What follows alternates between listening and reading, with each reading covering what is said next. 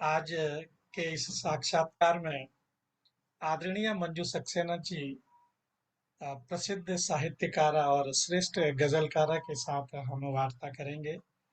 और आदरणीय मंजू सक्सेना जी, विचार मंच पर आपका हार्दिक अभिनंदन है, स्वागत है। और आज का हमारा विषय है आधुनिक विषय में आधुनिक समय में भगवत गीता का महत्व और उपयोगिता। भगवत गीता को गीतोपनिषद भी कहते हैं और भगवत गीता समस्त उपनिषद का सार है और गाय के तुल्य है। और ग्वाल बाल के रूप में विख्यात भगवान श्री कृष्ण इस गाय को दूह रहे हैं और अर्जुन बछड़े के समान है। और सारे विद्वान तथा शुद्ध भक्त भगवत गीत के अमृतमय दूध का पान करने वाले हैं। और आज समाज में सर्वत्र अनाचार व्याप्त है, निरंतर धर्म का ह्रास हो रहा है, पश्चिमता आज के युवा वर्ग पर पूर्ण रूप से हावी है। ऐसे में भगवत गीता आधुनिक समय में कितना महत्वपूर्ण है और हमारे जीवन में यह किस प्रकार उपयोगी हो सकता है, इन्हीं बातों पर प्रकाश डालने के लिए आज इस विषय पर खास बातचीत करने के लिए हमने आमंत्रित किया है आदरणीय मंजू सक्सेना जी को। आइए उनसे इस विषय पर बातचीत करते हैं। और मंजू सक्सेना जी, आपका साक्षात्कार 2 चरणों में होगा। आपसे प्रथम चरण में केवल 7 प्रश्न पूछे जाएंगे और प्रत्येक प्रश्न के लिए आपके पास 5 मिनट का समय है, अर्थात आपने हर प्रश्न का उत्तर 5 मिनट के अंदर देना है। और दूसरे चरण में हमारे श्रोता आपके इस विषय पर आपसे कुछ प्रश्न पूछेंगे और जिनका आपको उत्तर देना होगा। और सर्वप्रथम आप संक्षेप में अपना परिचय दीजिए। स्वागत है आपका। धन्यवाद प्रकाश जी। मैं मंजू सक्सेना लखनऊ से एक साहित्यकार हूँ। वैसे तो हर विधा पर लिखती हूँ। मैं सबसे पहले तो योगेश्वर कृष्ण को के चरणों में नमस्कार करके, प्रणाम करके अपनी इस धृष्टता पर क्षमा मांगती हूँ सबसे कि मैं इतनी अल्प बुद्धि होके और इतने गूढ़तम विषय पर मैंने बोलने की जो धृष्टता कर रही हूँ, जिसका मुझे खुद भी ज्ञान नहीं है, और वो भी प्रकाश जी के सामने, जो कि श्रीमद् भागवत के प्रकांड पंडित हैं, डॉक्टर गुप्ता जी के समक्ष जो सारे वेदों और उपनिषद का अध्ययन किए हुए हैं।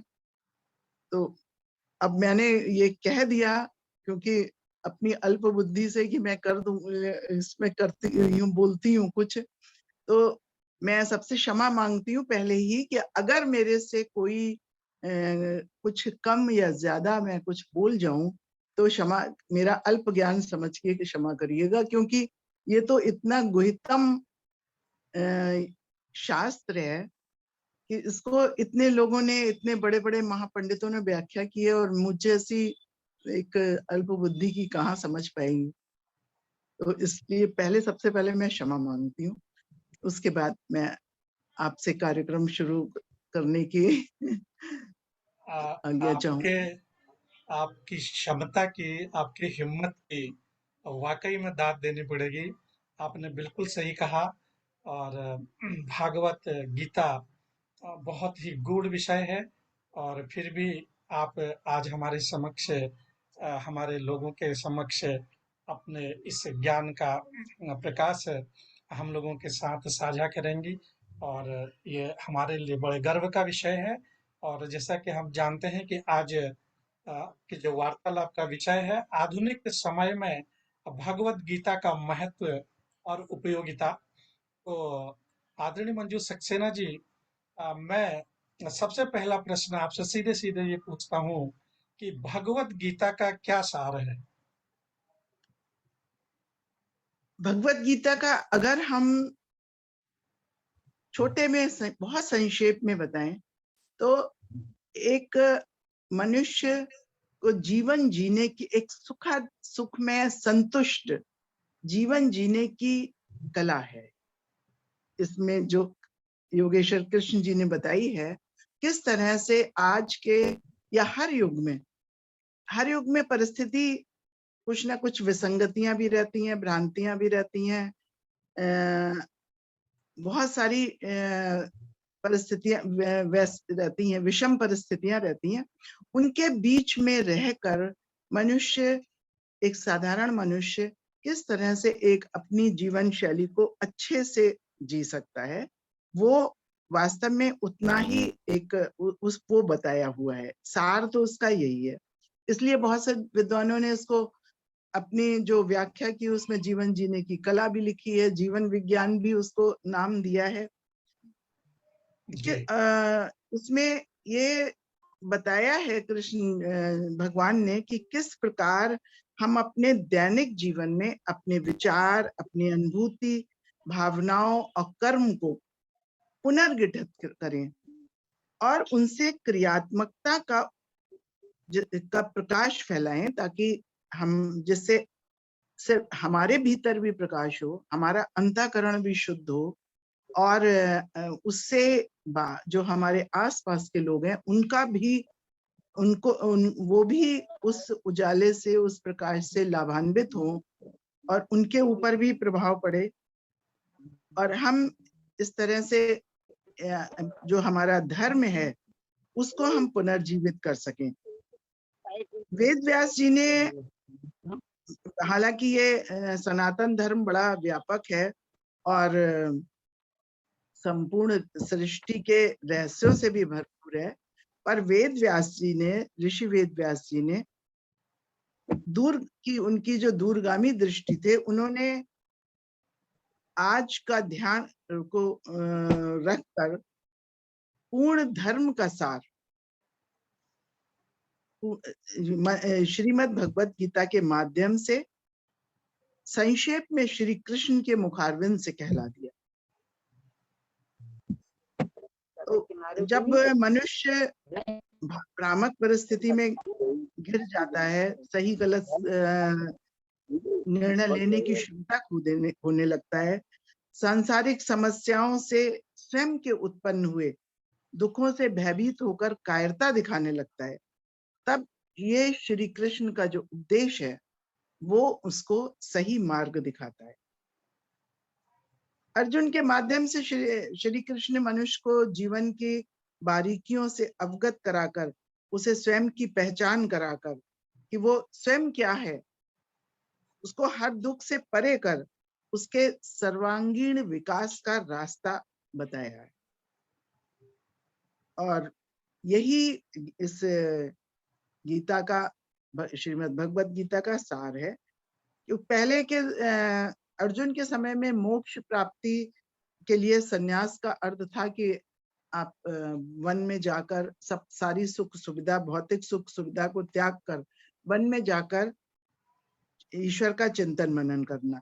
पर श्री कृष्ण ने इसमें ये बताया है कि किस तरह एक साधारण मनुष्य भी दाम्पत्य अपने हर तरह की उत्तरदायित्वों का पालन करते हुए घर में ही रहकर ईश्वर से प्राप्त इस सुंदर जीवन का आनंद उठा सकता है, धरती पर अपने आने के उद्देश्य को पूरा करने की ओर अग्रसर हो सकता है।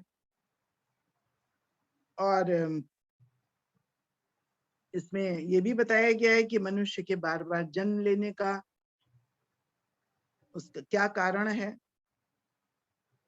उस आत्मा और परमात्मा का क्या संबंध है, मोक्ष प्राप्ति का क्या मोक्ष प्राप्ति का रास्ता क्या है, ये सब इसमें बहुत अच्छे से भगवान श्री कृष्ण ने बताया है।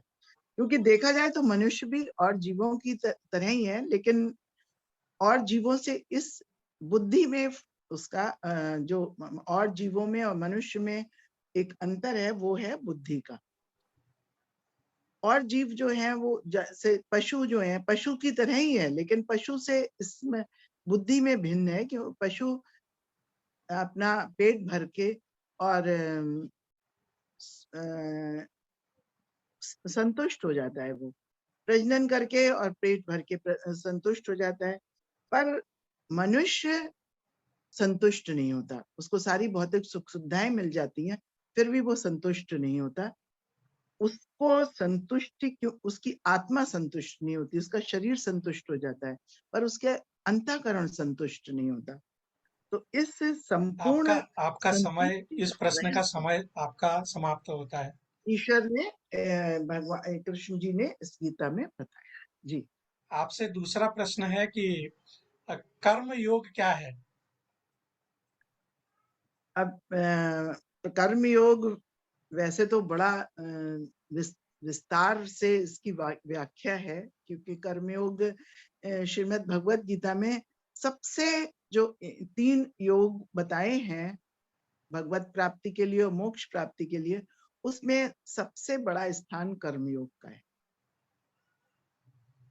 तो लेकिन मैं संक्षेप में बताती हूँ कि कर्म योग 2 शब्दों से मिलकर बना है, कर्म और योग। कर्म तो हम लोग, हर प्राणी करता है, चाहे वो हाथ पैर हिलाए या ना हिलाए, तब भी कर्म कर रहा है, सांस ले रहा है, जीवित रहने के लिए, अपना अस्तित्व बनाए रखने के लिए कुछ ना कुछ कर्म कर रहा है वो। और योग ईश्वर से जुड़ना, तो जो कर्म ईश्वर से जुड़ के किए जाते हैं, ईश्वर को ध्यान में रख के किए जाते हैं, ईश्वर मतलब उस एक का विभिन्न रूपों में उपस्थित होना, बहुत उसके विभिन्न रूपों में उसको देखना। जो सृष्टि में विभिन्न रूप है, उसमें उस एक की ही के ही अस्तित्व को देखना। एक का अस्तित्व मतलब समाज हो गया। तो जब जो कर्म समाज को ध्यान में रखकर, अपना ध्यान नहीं, समाज को ध्यान में, अपना भी, क्योंकि आत्मा, हमारी आत्मा भी परमात्मा से जुड़ी हुई है, तो उसमें समाज में हम भी आ जाते हैं, लेकिन समाज के हित को ध्यान में रखकर और ईश्वर में को समर्पण करके जो कर्म किया जाता है, जब हम ईश्वर को समर्पित कर रहे हैं तो हम उसके फल की चिंता नहीं करते, ईश्वर जाने। बहुत सुंदर बात आपने की। वो जो हम कर्म करते हैं, तब वो कर्म कर्मयोग में आता है। अब हमें किस तरह से हम कर्म करें? कर्म क्या है? कर्म हमारी, जो हमारे भीतर इच्छाएं हैं, जो हमारी वासनाएं हैं, जो पिछले जन्मों से, न जाने कितने जन्मों से हमारी इच्छाएं हैं, जिनको हम वासनाएं कहते हैं, उन्हीं का प्रतिबिंब है कर्म। क्योंकि जो हमारी इच्छा, हम अपनी इच्छा के अनुरूप ही कर्म करते हैं, अपने स्वभाव के अनुरूप कर्म करते हैं, और यही इच्छाएं हमें बांधे रखती हैं। तो उनके हम करते रहते हैं, और उन कर्मों से हमारी नई इच्छाएं भी निकलती रहती हैं, और फिर उन कर्मों का फल भोगने के लिए हमें आना पड़ता है इस पृथ्वी पर, बार बार इस धरती पर जन्म लेना पड़ता है। तो ये जन्म मरण की प्रक्रिया भी इस कर्म योग से ही जुड़ी हुई है। अगर ये कामनाएं या वासनाएं हमारी समाप्त हो जाएं, तो हमारा जन्म मरण का बंधन भी समाप्त हो जाए। तो ये, अब ये कैसे हो कर्म, ये हमें इस श्रीमद् भगवत गीता में बताया है कि कर्म, कौन सा कर्म किया जाए, किस तरह से कर्म किया जाए, कर्म करते समय आपके मन में क्या इच्छा हो। तो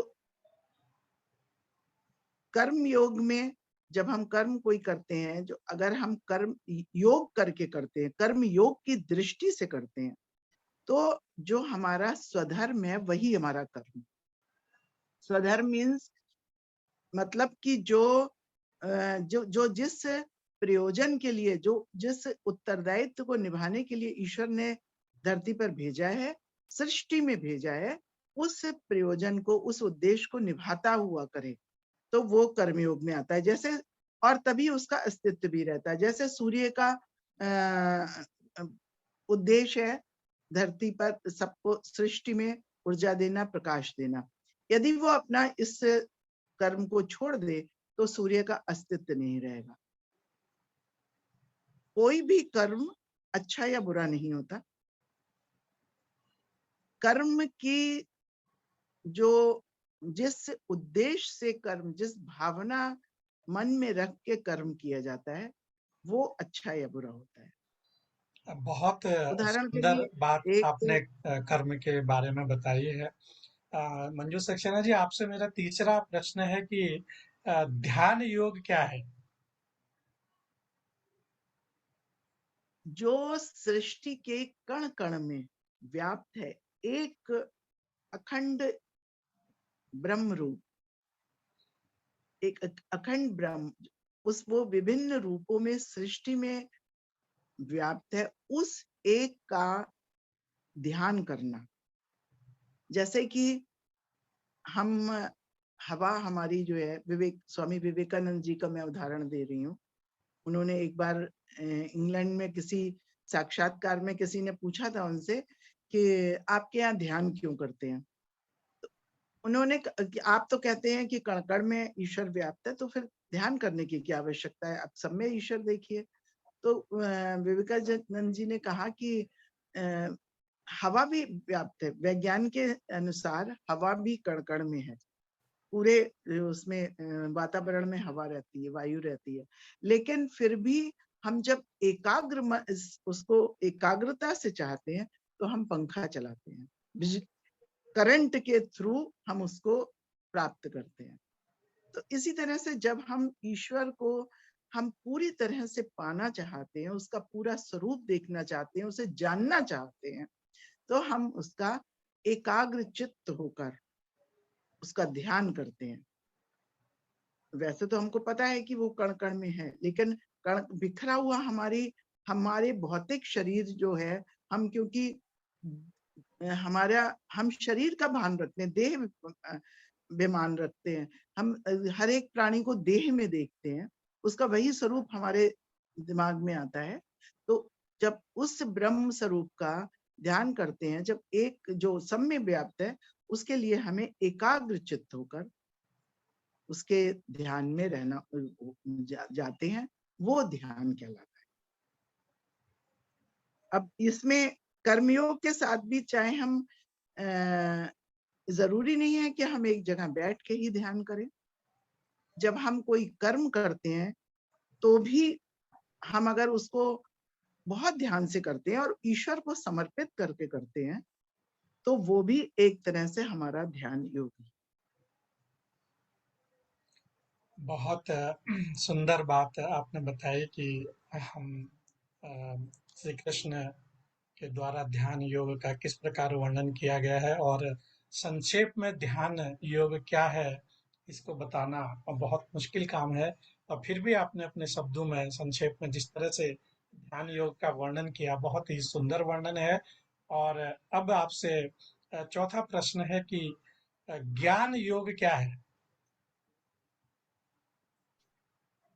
ज्ञान योग सृष्टि की अनेकता में उस एक की सत्ता का अनुभव करना ज्ञान है।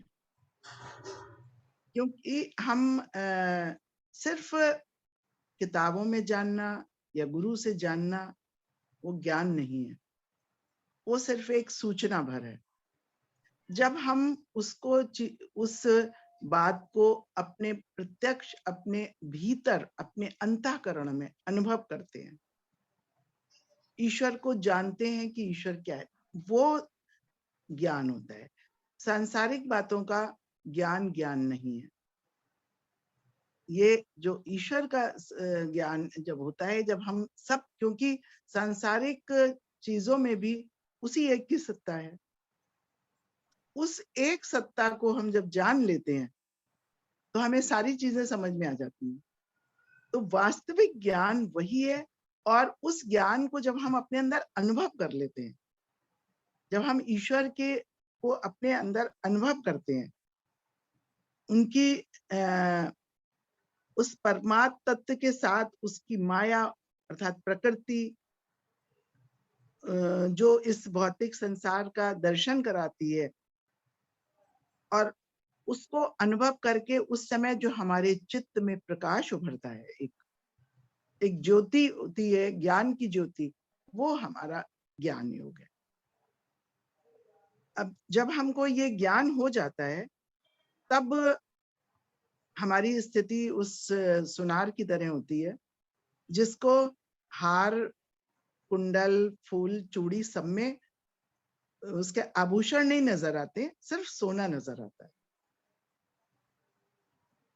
जैसे समुद्र में लहरें नहीं नजर आती, सिर्फ समुद्र नजर आता है। लहरों में भी समुद्र नजर आता है। तो वो जब ज्ञान हो जाता है कि भाई ये लहरें नहीं है, ये तो समुद्र का ही पार्ट है, समुद्र ही है एक तरह से। ये सोना, ये आभूषण नहीं है, ये सोना ही है। और हम जिसको अज्ञानी व्यक्ति जो है वो आभूषणों की उपयोगिता, वो महत्ता को समझता है। लेकिन जब एक जो सुनार है, जिसको सोने का ज्ञान है, खरे सोने का, वो सिर्फ उसमें सोना देखता है। ये वो ज्ञान योग इसको कहते हैं। संसार के क्षण भंगुरता का भी जब ये ज्ञान होता है तो हमें पूरे संसार की क्षण भंगुरता का भी ज्ञान हो जाता है, सब पूरे संसार की वास्तविकता का भी ज्ञान हो जाता है क्या है। और हमारे भीतर का एक एक जो ज्ञान की ज्योति है वो जल जाती है, अज्ञानता का नाश हो जाता है। आपने बहुत ही सुंदर बात कही कि सांसारिक ज्ञान ज्ञान नहीं है, और परमात्मा से मिलने का, परमात्मा में लीन हो जाने का ज्ञान ही वास्तविक ज्ञान है। और यही बात भगवान श्री कृष्ण ने गीता में कृष्ण को, अर्जुन को समझाते हुए कही थी। और बहुत सुंदर बात आपने बताई है। आपसे पांचवा प्रश्न है कि भक्ति योग क्या है? भक्ति योग वैसे तो गीता के सबसे सरल साधन में भगवान ने सबकी क्षमता के अनुसार, अर्जुन ने जब उनसे पूछा कि भाई कौन सा योग आपको पाने के लिए या मोक्ष के लिए कौन सा रास्ता जो है वो सुगम है या आपको पसंद है, तो श्री कृष्ण ने कई सारे रास्ते बताए, ज्ञान योग, भक्ति योग, कर्म योग, ध्यान योग, ये सब ईश्वर को पाने के रास्ते हैं। तो उन्होंने सबकी क्षमता के अनुसार उन्होंने कहा कि संसार में मैंने जो मनुष्य बनाए हैं तो मुझे सबकी क्षमता का मालूम है, सबकी क्षमता एक सी नहीं है। हर एक की क्षमता अपने तीनों गुणों के आधार पर है, रजस, तमस और सत के आधार पर है। तो उस गुणों के आधार पर और उस क्षमता के आधार पर वो कोई भी रास्ता चुन सकते हैं। तो उसमें ध्यान योग जो है, भक्ति योग जो है, वो सबसे सरल रास्ता है। क्योंकि ज्ञान योग के लिए भी जब मनुष्य को थोड़ा सा एनालिटिकल होना पड़ता है, जो उसकी जिज्ञासु प्रवृत्ति होती है। ध्यान योग में उसको फोकस करना पड़ता है, और ध्यान योग की भी बहुत सारी शर्तें हैं। पहले आप इंद्रियों पे वश करिए, भक्ति योग। क्या, ताकि हर चीज से जो भौतिक, जो दुनियादारी की चीजें हैं, जो उनसे सारा अपना ध्यान हटा के, संयम्येन्द्रिय ग्रामम सर्वत्र संबुद्ध्यात् ते प्राप्नुवन्ति मामेव सर्वभूतिते रता, तब जो है वो आप मुझे पा सकते हैं। तो ध्यान योग भी मुश्किल है, लेकिन भक्ति योग ऐसा है जिसमें भजन, कीर्तन और कुछ बाहरी तरीके से, बाहरी तौर, जो पूजा पाठ के विधि हैं, उनमें अगर ध्यान लगाकर, मूर्ति पूजा जिस तरह से है, या निराकार ब्रह्म की भी कर सकते हैं, लेकिन भगवान कहते हैं कि लेकिन उसमें भी लेकिन शर्तें हैं।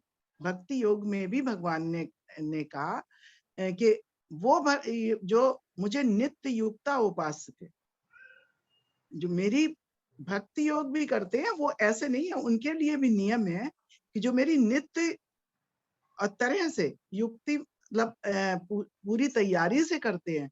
ये नहीं आज आपने आरती जला दी, कल आपने फूल चढ़ा दिए, परसों आपने फिर आरती आप भूल गए। तो आप एक तरीके से रोज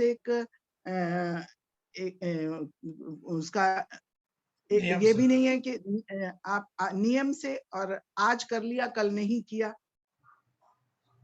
तो उस तरह से। और श्रद्धा से, श्रद्धा मतलब आप मुझे जानकर, खाली एक पत्थर को नहीं पूज रहे हैं आप, खाली आप भजन नहीं गा रहे हैं, पंखा पंखा नहीं है आपकी, पंखा चल रहा है और हवा निकल रही है। आप मुझे जान करके अगर आप मूर्ति पूजा कर रहे हैं तो मेरा उसमें समझिए, आप बिल्कुल विश्वास रखिए कि इसमें मैं हूं मेरा। तो उस तरह से आप मुझे क्यों पूज रहे हैं, क्यों उस पत्थर को पूज रहे हैं, उसका कारण समझिए। तो उस ज्ञान को समझ के जब आप मुझे पूजा करते हैं, वो भक्ति योग कहलाता है। और भक्ति योग में ईश्वर का जो जो भक्त होता है वो भी कर्मयोग की तरह ही सब भक्ति करता है। कर्मयोग में भी जैसे मतलब ईश्वर की जब भक्ति करता है तो उसके लिए कुछ तैयारियां करता है, कुछ और चाहे वो नाम जपना है तो माला जप रहा है। और हर प्राणी में वो ईश्वर को देखता है, उसके मन में दया प्रेम भाव ये सब जो ईश्वरीय गुण हैं वो भी विद्यमान होना चाहिए, तब वो भक्ति योग कर सकता है। तो वो बहुत ईश्वर की जो निरंतर लीला प्रेम, ईश्वर की लीला में डूबा रहता है, वो पढ़ता है जो शास्त्र के जो ईश्वर के जो ग्रंथ हैं, ईश्वर से संबंधित ग्रंथ हैं, वो पढ़ता है और अपने अंदर परमात्मा की एक प्रेम की लहर की अनुभव करता है। जब वो भगवान का नाम लेता है या भगवान की पूजा करता है तो एक प्रेम की लहर उसके तन मन को भिगोती है, वो भक्ति योग में बहुत आता है। सुंदर और संक्षेप में इतना सुंदर वर्णन आपने भक्ति योग का किया। तो मंजू सक्सेना जी, अभी आपने चारों योगों की बात की। तो आपसे मेरा अगला प्रश्न ये है कि क्या उपयुक्त चारों योगों का निर्वहन आज के युग में संभव है, और अगर हाँ तो कैसे? ये मुझे सबसे सुंदर प्रश्न यही लगा। जी। गीता, श्रीमद् भगवत गीता बहुत ज्ञानी पुरुष ऋषि मुनियों ने अभूतपूर्व आध्यात्मिक अनुभवों के आधार पर और विशेषकर विद्वान मुनि ऋषि वेद व्यास जी ने अपने अनुभव उन्होंने दूरगामी दृष्टि से ये गीता, श्रीमद् भगवत गीता का श्री कृष्ण के मुख से कहलवाई है। और अगर वो ये ऋषि मुनि वेद व्यास जी कभी ऐसी बात नहीं कहते जो कि प्रयोग में ना लाई जा सकती। किसी भी युग में अगर वो मनुष्यों के द्वारा वो नहीं क्रियान्वित हो सकती तो वो ऐसी बात नहीं कहते कभी। तो इसलिए ये प्रत्यक्ष प्रमाण है कि वो इसका निर्वहन हो सकता है, तभी उन्होंने ये बात कही। और उन्होंने इसमें जो भगवान के मुख से उन्होंने संसार के सुखद और संतुष्ट जीवन जीने का जो प्रेरणादायक तरीका बताया है, वो सिर्फ आशावान ही नहीं है, वो उसको हम अपने ऊपर लागू भी कर सकते हैं, और जो बहुत व्यवहारिक है, बहुत सरल है। क्योंकि ईश्वर भी अपने मनुष्य, उन्होंने ही मनुष्य जीव की रचना की है, वो अपने जीव की क्षमता को अच्छी तरह से जानते हैं। तो जो योगी उन्होंने अपने मुख से बात भी कही है वो सिर्फ एक अव्यवहारिक बात नहीं है, हो ही नहीं सकती। इसीलिए ये पर जिस तरह से आग जो होती है वो धुआं जब ज्यादा होता है तो वो दिखाई नहीं पड़ती, तो अब जब धुआं हटा दिया जाता है तो आग दिखने लगती है। तो श्री कृष्ण ने तो इससे उपदेश से सिर्फ उसके ऊपर का धुआं हटाने के लिए एक धौंकनी का काम किया, हवा देने का काम किया, जिससे वो हट जाए और मनुष्य इन उपदेशों को अपने जीवन में उतार ले। तो उन्होंने जो 4 रास्ते बताए हैं उसमें चारों रास्ते में ऐसे हैं जिसमें कि जो कि आज भी निर्वहन हो सकते हैं। जैसे कर्मयोग, तो कर्मयोग कोई ये नहीं है कि आप वन में जाके करें या संन्यास ग्रहण करके कोई कर्मयोग करें।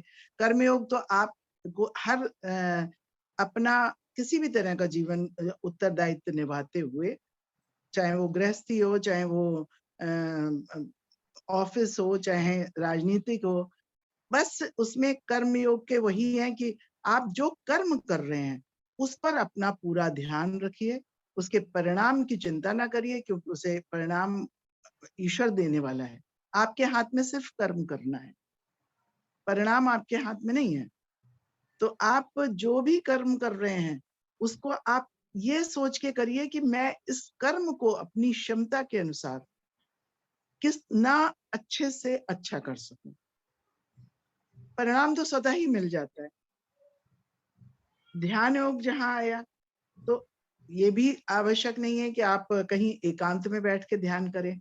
जब आप कोई कर्म कर रहे हैं और ईश्वर का ध्यान करके कर रहे हैं या समाज का ध्यान करके हित में कर रहे हैं, तो वो भी आपका ध्यान योग है, क्योंकि आप परिणाम को चिंता ना करके एक तरह से ईश्वर को समर्पित कर रहे हैं, वो भी ध्यान योग है।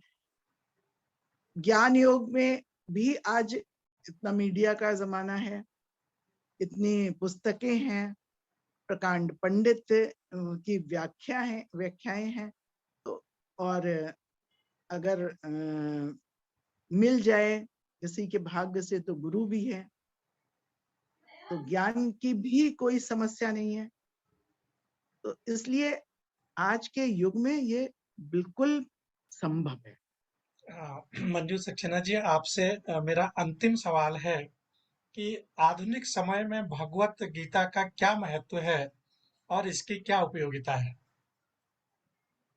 आज के समय में, अब पिछले समय के तो हम लोग युगों को सिर्फ पढ़ाई है, लेकिन इस युग को तो हम भुगत रहे हैं, देख रहे हैं।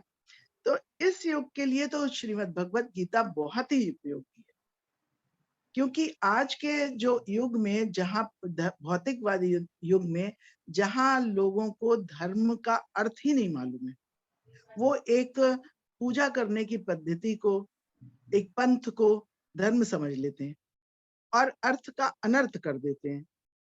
तो उसमें श्रीमद् भगवत गीता का महत्व और भी बढ़ जाता है, क्योंकि श्रीमद् भगवत गीता किसी पंथ या संप्रदाय या किसी पूजा पद्धति को नहीं बताती। ये एक जीवन जीने की कला है, जिसको कि हर व्यक्ति, चाहे वो कौन से किसी भी पूजा पद्धति को अपना रहा हो, उसको अपना के उसके ऊपर चलकर वो अपने जीवन को सुखमय और सफल बना सकता है और समाज के लिए भी उपयोगी सिद्ध हो सकता है। आज लोग दौलत कमा रहे हैं, इंसान दौड़ रहा है झूठी चमक में, लेकिन उसको कितना चाहिए, क्या चाहिए, कहाँ पर रुकना है, उसको ये भी नहीं ज्ञान है। तो इसलिए इस समय जो ये सब बातें श्रीमद् भगवत गीता हमको साफ बताती है, इसलिए इसका इस समय और भी महत्व है। और आज वास्तव में ये भगवत गीता, हालांकि ये एक ग्रंथ नहीं है, ये शास्त्र है, क्योंकि ये श्री कृष्ण के मुख से निकली हुई वाणी है।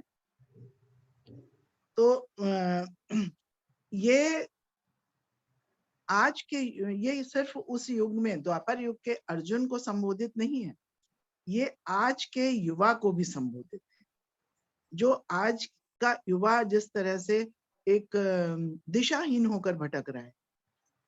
उसमें उसके अंदर एक बेचैनी है, भौतिकता की चमक दमक से उसके अनंत इच्छाएं हैं, भ्रामक और नकारात्मक सोच उत्पन्न हो गई है उसके अंदर, उससे घुटन है और एक त्रासदी पनप रही है। वो निर्णय लेने की स्थिति में नहीं है कि क्या करे और क्या ना करे। इस बहुत समय वो सुंदर ठीक वही। आपने बात बताई कि आज के युवा के लिए, युवा वर्ग के लिए भगवत गीता बहुत महत्वपूर्ण है। आपने सभी 7 सवालों का बहुत ही सुंदर जवाब दिया, सुंदर उत्तर दिया संक्षेप में। हालांकि संभव नहीं है भगवत गीता के इन जी सवालों का इतने कम समय में उत्तर देना। और आज के युग में लोग एक शास्त्र, एक ईश्वर, एक धर्म तथा एक वृत्ति के लिए अत्यंत उत्सुक हैं। अतएव एकम शास्त्रम देवकी पुत्र गीतम एव, केवल एक शास्त्र भगवत गीता हो जो सारे विश्व के लिए हो। एको मंत्रस्य नमानि, बिल्कुल यानी और एक मंत्र, एक प्रार्थना हो। वसुधैव कुटुंब की भावना हो और सर्वे भवन्तु सुखिनः बिल्कुल। की भावना हो। इसी में जग कल्याण निहित है। और इस तरह की बातें आज आपने हमें संक्षेप में बताई हैं। और हमारा समय बिल्कुल समाप्ति की ओर है। और अगले सत्र में, अगले लिंक में हम लोग मिलते हैं।